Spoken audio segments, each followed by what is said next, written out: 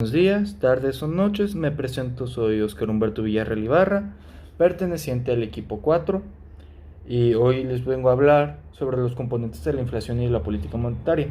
Pero antes de iniciar, quisiera dar a entender algunos conceptos. Los conceptos de las funciones del dinero, que son ciertamente parte importantes, y de algunos indicadores económicos sociales. El primero de las funciones del dinero es el medio de... Principalmente tiene tres funciones: medio de valor de cambio, depósito de valor, la unidad de cuenta como cambio, según los autores como Krugman y Wells, y tiene otro que es como patrón de pagos diferidos. Eso es como el que tiene ahorita como anotados. Mientras que, hablando de nivel estadística, el indicador Gini es un gran ejemplo de una cuestión de diferencia socioeconómica. En México, ahorita su indicador de Gini más actualizado en el Banco de México, el Banco Mundial, en el 2020 es de 45.4. Es decir, que sí es uno de los países más desiguales que tienen registro. Resumiendo a grandes partes el trabajo que realizamos, pues lo que se hizo fue hacer un análisis de los datos históricos del 2000 hasta el 2021 de la situación actual de México a partir de la regla de Taylor, y con la finalidad de encontrar variables significativas para la elaboración de una propuesta de política monetaria. Como dije, se mencionó 2000 a 2021 es el lapso de tiempo, y esto para poder determinar cuál sería la tasa de interés necesaria para el Banco de México pueda crear un equilibrio entre la inflación y el crecimiento económico de la manera más eficiente para lograr los objetivos definidos para el año 2022. Ahora sí, primero quiero mencionar algo, que el Banco de México, acorde a su programa monetario del 2022, su principal objetivo es procurar la estabilidad del poder adquisitivo de la moneda nacional. Ahora, nuestro objetivo como proyecto, como el trabajo lo hicimos para el análisis de la situación económica de México, y crear una propuesta de política monetaria para que se puedan cumplir los objetivos del Banco de México. Ahora, quiero mencionar algo. Quiero iniciar con la regla de Taylor. La regla de Taylor fue introducida por John Taylor en 1992, y esto sirve como un indicador para poder determinar la tasa de interés necesaria para lograr un equilibrio en la economía. El propósito de esta regla es medir el nivel de la tasa de interés necesario para mantener un equilibrio entre la inflación y el crecimiento económico. La regla de Taylor asume que los bancos centrales incrementan la tasa en caso de una alta inflación, reducen las tasas en caso de crecimiento económico, pero en el caso de la regla de Taylor, esta busca calibrar la tasa de interés para suavizar las fluctuaciones de la tasa de interés y sus posibles efectos en la economía. Muchos bancos centrales utilizan este indicador para medir sus políticas monetarias y observar en qué posición se encuentran. Nosotros, como equipo, usamos 4 variables significantes para determinar el nivel de interés dentro de nuestra regla de Taylor, que son tasa de interés, inflación subyacente, PIB y tipo de cambio. Y hablando del análisis de las variables, iniciamos con la tasa de interés. La regla de Taylor intenta utilizar la tasa de interés para lograr un equilibrio entre la inflación y el crecimiento económico. Cuando la inflación crece por encima del objetivo, el Banco Central decide subir la tasa de interés para contener esta. En el caso de que exista crecimiento económico por debajo del objetivo en el país, la tasa será reducida. Gracias a la gráfica que se puede apreciar, un aceleramiento y crecimiento de la tasa de los últimos meses se ha mantenido estable hasta el 2006 y no ha superado el 8.25% desde entonces. Desde el 2005 los cambios de la tasa han sido de manera más moderada y menos agresiva en cada ajuste. Hablando sobre el PIB a precios de mercado, la gráfica que se muestra aquí es del 2000 al 2021 a millones de pesos. El crecimiento continuo en el PIB del 2000 al 2001 es una desaceleración económica global. Del 2002 a finales de 2008 podemos ver que el PIB de México de igual manera tuvo un declive. Crisis inmobiliaria ocasionada en Estados Unidos, crisis económica. En el 2020 otra recesión económica ocasionada, pues esta es evidente por la pandemia del COVID-19.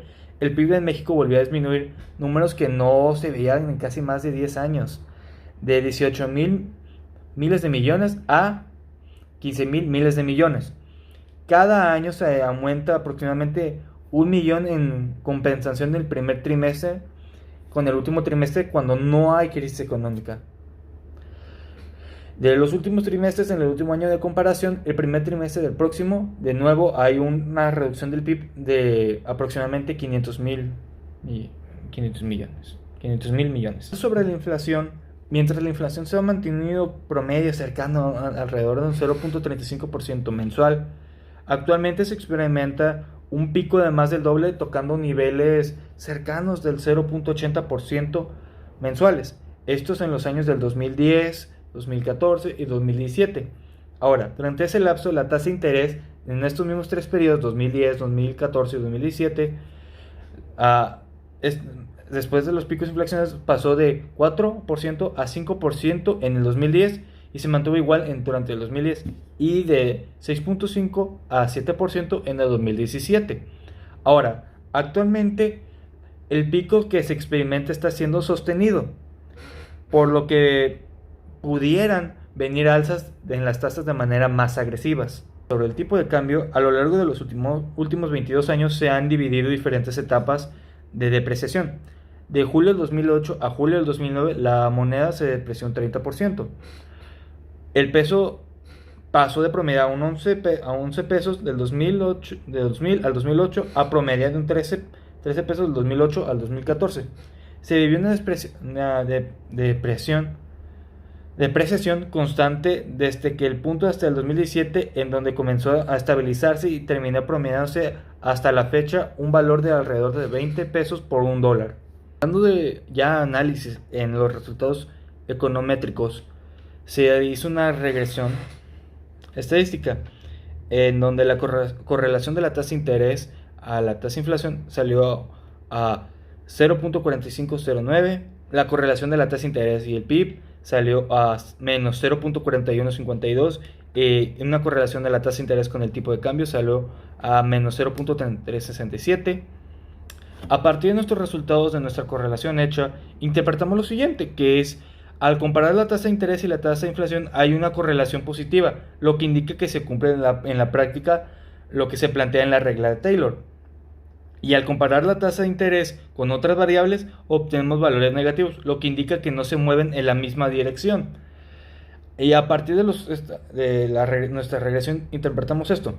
Nuestro coeficiente de correlación múltiple es alto, siendo este de 0.92, lo que indica que tenemos una buena relación entre las variables.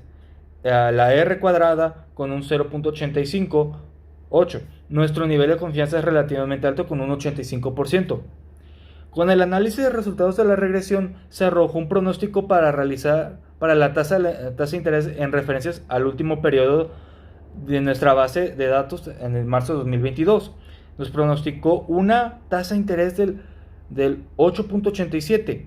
La tasa de interés de referencia emitidas por el Banco de México establecen que estas se manejan en incrementos y en reducciones en intervalos de mínimo 25 puntos base, por lo que el pronóstico se aproxima más a una tasa de referencia del 8.75%. Hablando sobre la postura de la política monetaria, el Banco de México debería aumentar un 75 puntos base la tasa de interés de referencia, puesto por la regresión económica que nos arrojó un pronóstico de 8.75% para poder alcanzar este nivel para el final de año, que se debería adoptar una política monetaria agresiva, una alza en la magnitud que busca frenar de manera más importante el avance de nivel de precios, busca mantener la tasa de interés atractiva, y competitiva para evitar fuga de capitales del país ante los aumentos de tasas de otros países. Incrementar en 100 puntos porcentuales implicaría un mayor freno a la economía que aún se encuentra en recuperación por lo del COVID. Incremento en 50 puntos base sería un cambio insuficiente para el control de precios, la estabilidad de la moneda y el nivel de inversión. El alza sería a la par de la mayoría de las previsiones de los analistas, lo que evitaría una reacción volátil del mercado ante un cambio de tasas conservador o muy agresivo. Esto ha sido todo, muchas gracias por escuchar y hasta la próxima.